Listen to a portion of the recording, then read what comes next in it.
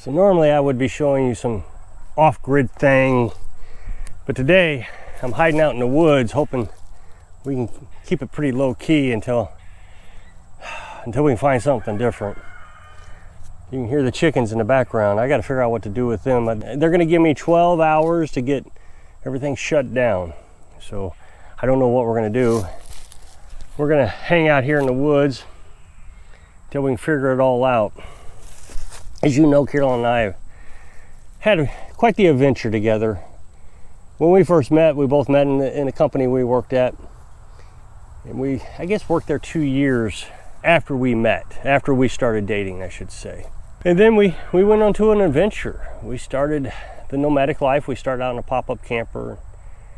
It was okay. Of course, someone burned down our pop-up camper it was less than a year that we were out there. So we built the truck camper. Yesterday's video, I showed you that we were tearing it down finally. But it's been doing its job for, I guess, nearly 6 years, 5 years. We traveled around and it was okay, but it was pretty stressful.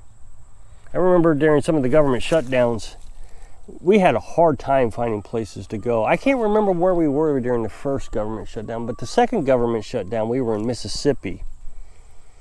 And they shut down, National Forest shut down all the campsites except one. It was like they forgot it. So we hung out there for 2 weeks. Nobody noticed us because of the shutdown. Normally somebody would have came around and checked the place out and then realized that we weren't supposed to be there, but nobody came around. I don't know if we were really trespassing or not. They didn't really tell us to get out. So we kept the bathrooms clean. This place had running water with bathroom. That's kind of odd in a national forest, but they kept the water running. So we kept it clean. People would come and use the bathroom. We kept it clean. We didn't want anybody coming around and calling someone and telling us to get out, because there was no place else to go. Everything was shut down. But we traveled north, south, east, west. I mean, we didn't check out every state and all that kind of stuff, but it was a pretty good adventure. But we got more and more stressed as time went on. More people were coming out there and government shutdowns. And when we first got out there, not that we did it, but you could stay out there indefinitely. Nobody ever told you what to do, but there was getting to be so many people staying out there for months on end that the National Forest really started controlling that. It was a good time, but there was just too many people, too much stress. Always having to move around, always trying to find water, always trying to find internet. So after a few years of traveling, we decided that we liked the off-grid aspect of things, but we didn't like the travel aspect of things. So Carolyn found this place. Well, actually, she found a few places. She found 10 acres, and we were really interested in that. We were in Texas when she found it, and so we traveled back up to Missouri and took a look at the place, and it just didn't work out. It just didn't have what we needed, and didn't have a driveway in. It would have cost thousands of dollars to get it all set up. So we took this place, and in actuality, this place turned out so nice. It's an acre and a half. The 10 acres cost $7,200. This ended up costing $4,200. So in reality, this place cost more, but it just had more appeal. So to us, it was worth it. Some people say we were nuts. We should have gotten the 10 acres. Both had a well. The other place had a stream. That was pretty nice. I would like to have a stream here, but this suits us. Not too much have to care for, just enough property to do what we need to do. The solar panels, the thing about 10 acres, we wouldn't have been able to use solar panels unless I had cleared the spot with trees. This had a spot cleared out. And of course, it's still hard to get sun in the morning time because of all the trees, but from about 10 o'clock, 9:30, 10 o'clock, depending on the time of the year, we're getting enough sunlight to start charging batteries. And it had that trailer frame on there. So we were able to build a tiny house. We built that for $5,000. So you figure we got $9,200 invested in this place, and we're left alone. Nobody bothers us. This is a really good community. This is better than the traveling. Don't get me wrong, there was a lot of beautiful things we've seen while we were traveling, but this is just better, more relaxing. We keep having this conversation about Social Security. Carolyn just hit retirement age a little over a month ago. And she's trying to get her Social Security, and she's disappointed about how much she's going to get, and she's disappointed that it's taken so long to get it and all the troubles and everything. But it just doesn't matter. We are not in a financial bind at all. We're debt free.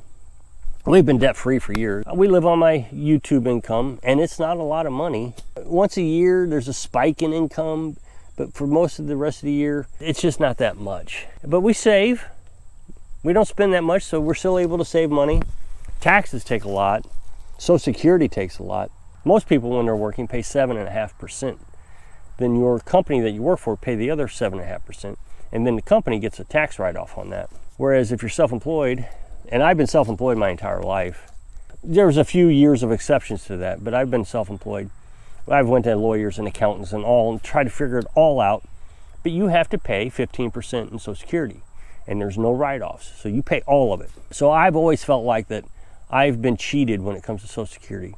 And I really feel cheated because I just know it, I've known it my entire life, that when it's time for me to collect Social Security, it's not going to be there.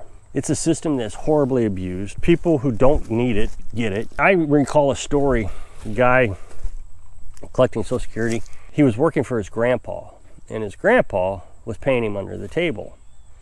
And I can't remember how the conversation came up, but he says, oh no, you don't want to tell anybody, I get paid under the table so I can keep my Social Security. So he's working, well, I guess disability, that's the Social Security, it was disability. So he's working as a disabled person, but he's still collecting disability and working. So he's getting double paycheck, and I'm paying for that. It's not like it's just some free fund. I'm paying 15% of my income. And so when you're on YouTube, it's kind of stressful because, and I know people tell me, save your money, do all this, and I do. I mean, we have money saved. It's not like we spend all our money, but I don't like taking money out of the bank. If it's in the bank, I want to keep it in the bank. If it's not in the bank, then it's money that I've earned. So YouTube pays you a larger amount, to me at least, at the end of the year. Well, at the beginning of the year, you're not getting paid anything. So you got to pay those taxes. Well, sometimes you don't even make enough money off YouTube to pay the tax bill. So you got to pull it back out of the bank account. It just feels like it's just a recycling money. That is the only bill we have. We have insurance for the truck and the 2 cell phones and $43 a year in taxes for the house. But income tax is the highest tax around for us, and it's always been that way for me. I used to be in debt because I got behind on taxes, so I was always paying like taxes for 3 years ago, and you got penalties and interest, and it was all legal. It's not like I wasn't paying, but they set you up on a payment plan is what they do, and the payment plan takes longer to pay off than 1 year. So it may take you 2 years to pay off taxes you had 3 years ago. Well, you still got taxes 2 years ago and last year, and you just never get ahead, never. And it's designed that way. That way they get more money out of you from taxes, from penalties and interest. But I got all that paid off finally. And after my wife left, I was in $50,000 in debt. And I can't remember if that included taxes or not. I don't know if I put that in my calculation, but the taxes were involved in my debt. So here we are now, and we're debating what are we going to do with Carolyn's Social Security when she gets it. Her Social Security will take care of us just fine, and it's not a lot of Social Security.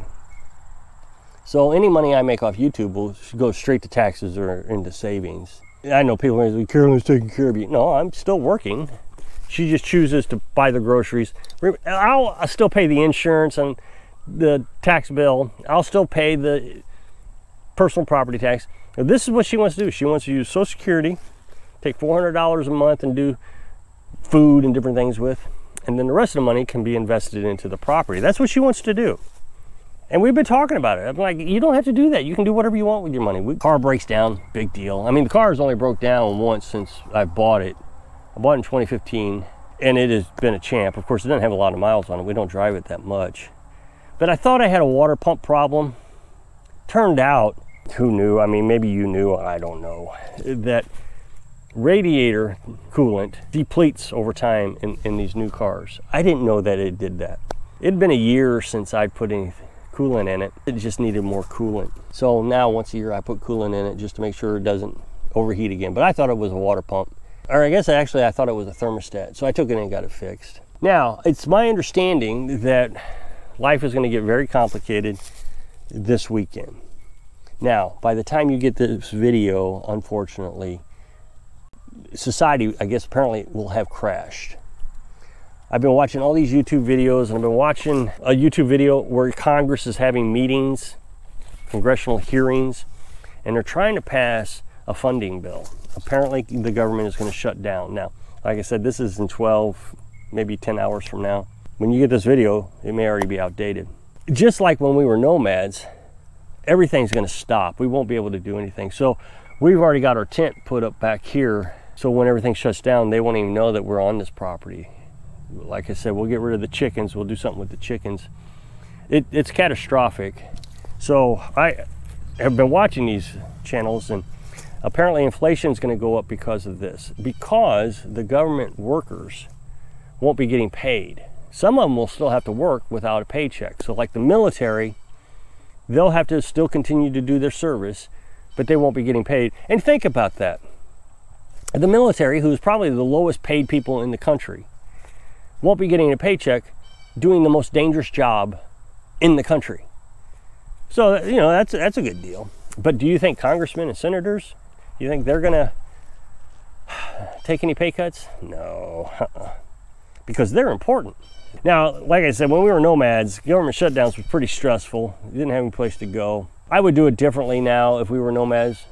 Well, yeah, I would do it differently now if we were nomads. I just quit because nomadic life was just dumb to me. It was okay at first. It got us out of our stressful jobs and got us to rethink how we were going to live life. But in the end, it was stupid. You're not off grid. People always say, I live in a van in the desert. BLM. You're not off grid. You're relying on someone to take care of you. You're on a piece of property that is not yours. It's a little bit of it is yours, but not all of it. You can't live there. There's rules to it because the public owns it. So I've been watching these prepping channels, and oh my goodness, we're in so much trouble. I didn't realize these government shutdowns were so bad. I think I've been through a few of them, but I didn't realize how terrible they are. But yeah, inflation's going to go up so high we won't be able to afford gasoline or food or tax payments. Apparently the IRS won't even be able to receive my tax payment. You're telling me the government is going to want to shut down and not even take my money? Well, who's going to pay the foreign wars that we're paying for? But then, of course, you know, the airports, wait, no, that's not right. The airports are going to stay open because that's a critical infrastructure. Social Security will still pay, but as I told you in yesterday's video, Carolyn can't get Social Security because of the shutdown. Here's what I'm thinking. It's more fear-mongering. Everybody is out to scare you, and it's getting really aggravating to me. Especially these preppers. That's all they know how to do, is they take a little bit of information and figure out how to scare you to death.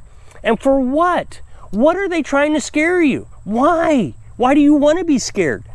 It's useless exercise. So in the military, I remember when I was in the Navy, I got paid every two weeks. I think it was actually the 1st and the 15th, but don't quote me, it was years ago. So I assume, I know what assume gets me, but I assume that most government employees get paid every 2 weeks. The longest government shutdown has ever lasted was back in the Obama administration, and it was 21 days. So that's 3 weeks. So if government employees were not getting paid for 3 weeks, so there was only 1 week where they had any financial difficulties, because the other 2 weeks, they didn't have that money anyways.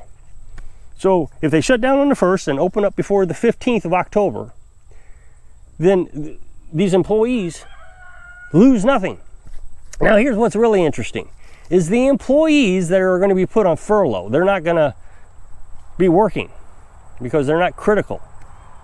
It's my understanding, could be wrong, but it's my understanding, once they get back to work, they're still going to get paid. So it's a vacation. They just got a 2-week paid vacation. Wow, that's pretty good. The people who are working that don't get a furlough are still going to get paid on time, most likely. And the people who are not working, they are on furlough, are still going to get paid. So I'm not seeing the downside of any of this. Now we got to worry about Social Security. Social Security. Well, you're going to get paid Social Security unless you have a problem, you need to call them. Then that's going to take you a couple weeks to get resolved. Carolyn's not going to get her Social Security right away because it's going to take a couple weeks for it to get resolved. So what is all the fear? It's good. These things are good. We don't want to constantly pay and pay. Well, then they talk about food stamps. People who are on food stamps and the poor are going to suffer the most. There are food banks. Churches are opening up in this neighborhood already, so they're prepared for Sunday. There's putting advertisements on Facebook pages for the area. Then that's a big savings, if you think about it, to the government, because we don't have to pay 2 weeks worth of food stamps, and the people are still getting to eat. I don't see the downside to this. I think the government should shut down for 2 weeks every year. When you work for a supplier of Ford or Chrysler or GM, so if you make a part that goes onto a vehicle, a plastic component, let's say it's a door panel, every year Ford does a mandatory shutdown, usually right around the holidays. So that means the suppliers, the guy making the door panel, doesn't get any work for those 2 weeks, so they have to go on unemployment. So what's the difference? You're telling me a government employee can't go on unemployment? Don't let these people scare you. It's just ridiculous. So if you click this up next box, it takes you to a video where I was talking about Carolyn Social Security. So I hope I can inspire you to stop being afraid so you can live your dreams. Thanks for watching.